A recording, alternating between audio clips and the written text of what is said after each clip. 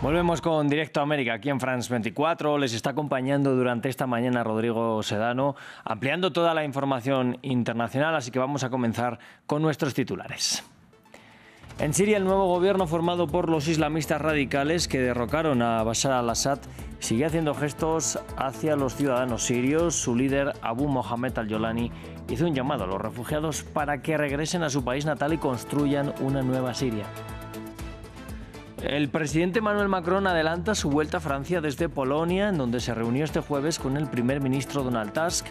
Este mismo jueves se supone que Macron debería nombrar nuevo primer ministro tras la censura del conservador Michel Barnier hace 8 días. Y el presidente Lula da Silva se encuentra estable y hablando tras haber sido sometido a una segunda operación cerebral en 3 días, según confirmaron sus médicos. El mandatario fue operado para drenar el sangrado entre su cerebro y la membrana meninge a consecuencia de una caída en su casa en octubre.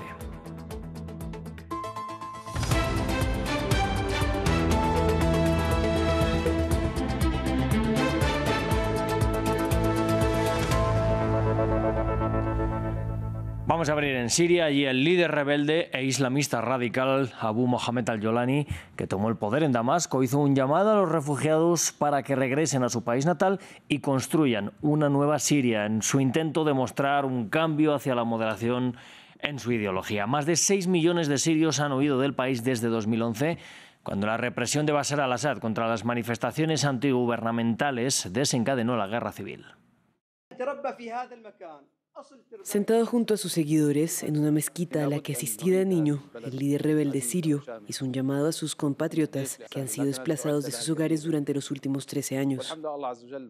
No hay nada más grande que trabajar para reunir al pueblo sirio. Debemos devolverle a Damasco su derecho. Debemos devolverle su derecho restaurando la dignidad y el orgullo de la gente y construyéndola adecuadamente. Las oportunidades están disponibles para nosotros y las personas que han emigrado, que han buscado asilo, que han sido desplazadas, deben regresar. Desde 2011, cuando estalló la guerra civil tras la brutal represión de Assad contra las protestas antigubernamentales, más de 6 millones de sirios han abandonado el país. Eso equivale a aproximadamente 1/4 parte de la población. El nuevo primer ministro de Siria ha prometido proteger los derechos de todos los residentes, incluidos los de los grupos minoritarios. Promesas que los residentes aquí en Alepo esperan que se cumplan. Somos optimistas de que nuestras vidas serán mejores con un gobierno de transición y la llegada de un presidente compasivo que pueda gobernar al pueblo sirio con bondad y empatía hacia ellos.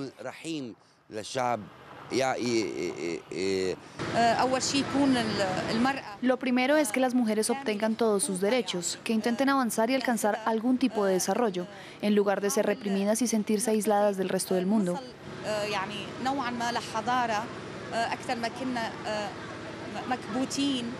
Mientras tanto, muchos refugiados se mantienen cautelosos y observan de cerca los acontecimientos. Están evaluando si el nuevo liderazgo protegerá sus derechos y les permitirá regresar de manera segura. Con la caída de Bashar al-Assad se abrieron las cárceles, como la de Sednaya, donde estaba encarcelado desde 2020 el activista Mazen al-Hamada, que denunció las torturas en las cárceles del régimen. Su cuerpo fue encontrado en un hospital militar el martes y este jueves se ha celebrado su funeral. Allí estuvo nuestra enviada especial en Damasco, Etel Bonet. Miles de sirios han salido a las calles para celebrar el funeral de Mazen al-Hamada, símbolo de la revolución siria de 2011. Al-Hamada fue detenido y torturado junto a decenas de miles de personas después del levantamiento popular contra el gobierno de al-Assad. Su rostro es conocido en todo el mundo por sus ojos hundidos y sus lágrimas cada vez que describía los horrores que experimentó en la cárcel de Sednaya, lo que lo convirtió en símbolo de los crímenes que el régimen de al-Assad cometió contra aquellos que hablaban en su contra. Tras ser liberado después de 1 año y medio en prisión, fue aceptado como refugiado político en Países Bajos, pero regresó a Damasco en 2020 y fue de nuevo apresado y llevado a la cárcel de Sednaya. El cuerpo del activista sirio fue encontrado este domingo dentro de esta prisión militar, conocida como el matadero humano, con signos de tortura.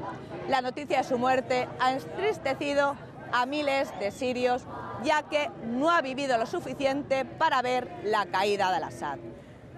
Y el presidente de Corea del Sur, Yoon Suk-yeol, defendió la ley marcial que ordenó el pasado 3 de diciembre. En un discurso televisado contradijo su arrepentimiento de días antes y reiteró que existe una supuesta injerencia de fuerzas antiestatales de Corea del Norte.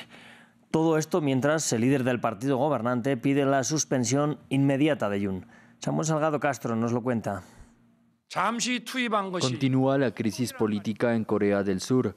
El presidente Yoon Suk-yeol habló en cadena nacional para atrincherarse en la defensa de la ley marcial, que decretó brevemente el pasado 3 de diciembre.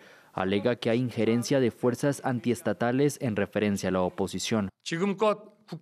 Debemos impedir que las fuerzas y los grupos criminales que han provocado la parálisis de la administración gubernamental y el desorden de la Constitución Nacional se apoderen de la administración estatal y amenacen el futuro de la República de Corea. Pase lo que pase, lucharé hasta el final. Un discurso que contradice el arrepentimiento que el propio Yoon expresó en días pasados y que va en contravía a Han Dong-hoon, líder de su formación política Partido del Poder Popular, que ha pedido en 2 ocasiones suspender inmediatamente a Yoon de su cargo. Mientras se confirme que el presidente no tiene intención de dimitir antes de tiempo, se requiere una suspensión inmediata de sus funciones.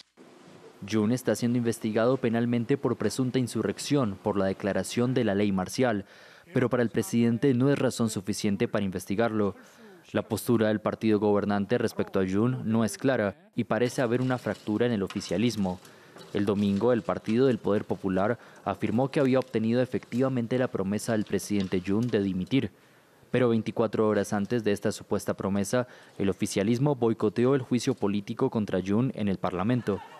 Buscan una salida negociada con la oposición, que domina el Parlamento desde las elecciones generales del pasado 10 de abril.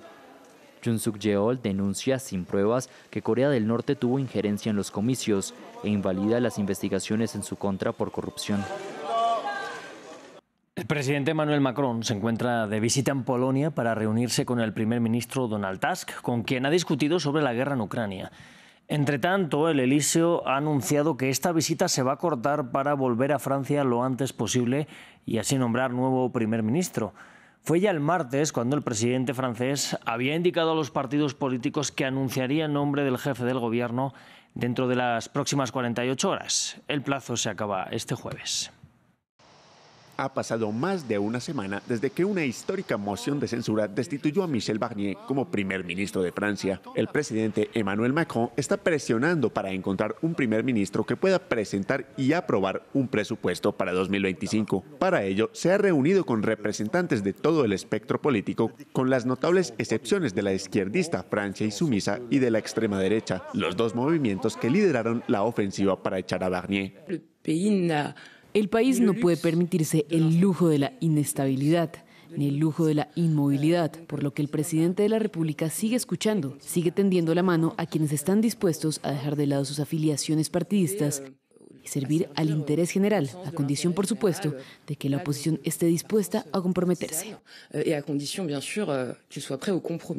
Macron estaría considerando varias opciones. La primera sería formar una amplia alianza en la que socialistas, verdes y comunistas se unieran al gobierno con centristas y conservadores. La segunda sería pactar con la izquierda para que se comprometa a no votar otra moción de censura, a pesar de no estar en el gobierno. Y la tercera sería un gobierno técnico liderado por una persona de la sociedad civil. En una señal de apertura, la izquierda se ha ofrecido a no utilizar el artículo 49.3 de la Constitución, utilizado para forzar la aprobación de leyes sin votación en la Asamblea. Esto en el caso de que uno de sus miembros sea elegido primer ministro. Pero independientemente de quién sea elegido, gobernar no será fácil. Ningún partido tiene la mayoría en el Parlamento y a las fuerzas políticas les cuesta encontrar consensos.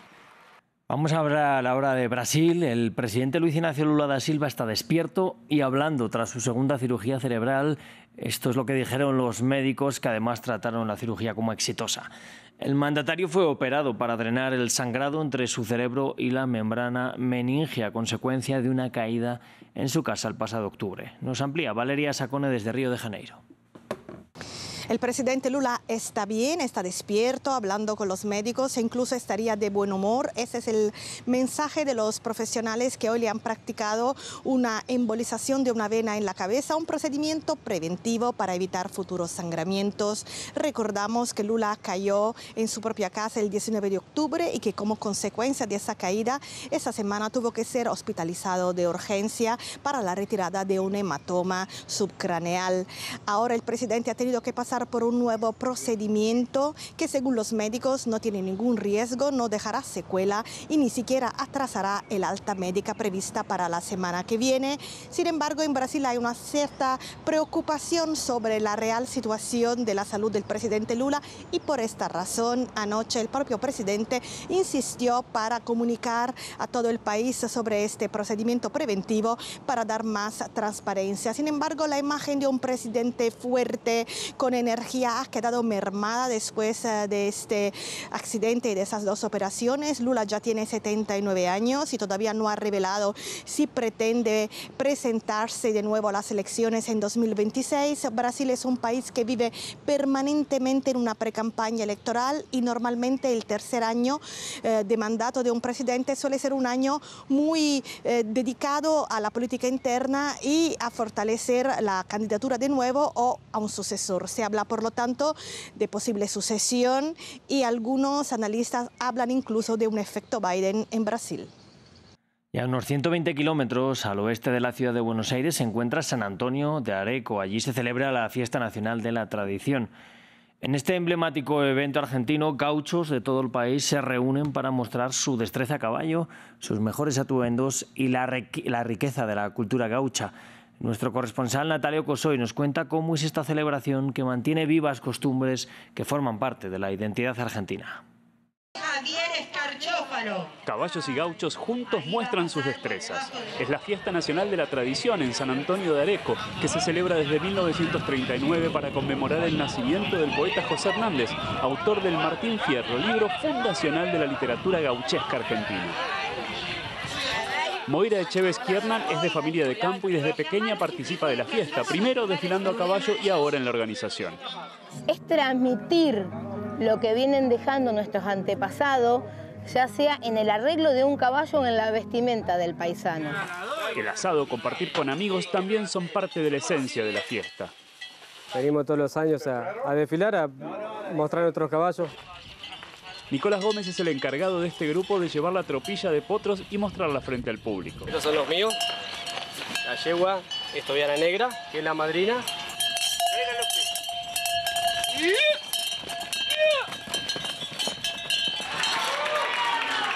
En el corazón del pueblo de San Antonio de Areco, el gran desfile recorre las calles del casco urbano. Mientras tanto, los artesanos locales que proveen los elementos que visten y decoran a jinetes y caballos muestran su trabajo. Maximiliano Rodríguez elabora un medallón y una hebilla. Y este momento es el que le da vida a la pieza porque es la parte donde se cincela. Afuera cayó la noche. La música nuestra. En el escenario toca su guitarra y canta un emblema de este evento, Oscar el Mosco Pereira. La fiesta de la tradición no es solamente pasear a caballo, sino tener algún motivo para hacerlo. Mientras frente a la plaza continúan los festejos, Oscar el Mosco Pereira se aleja con su esposa, con las ganas intactas de seguir celebrando la fiesta de la tradición, que cumple en 2024 85 años, apenas 2 más que él. Pues con esta celebración de la cultura gaucha vamos a despedirnos. Yo les invito a que sigan aquí en France 24, que volvemos enseguida con mucha más programación.